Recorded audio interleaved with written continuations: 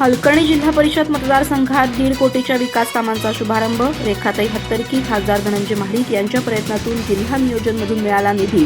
रस्ता काँक्रिटीकरण, डांबरीकरणासह शाळा दुरुस्ती कामाचा आहे समावेश.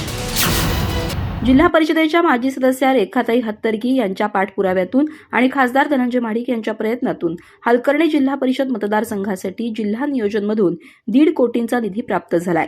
यातून बाजारपेठ रस्ता काँक्रिटीकरण, मगदूम वसाहत रस्ता डांबरीकरण आणि केंद्र शाळा दुरुस्ती अशी विकास कामं होणार आहेत.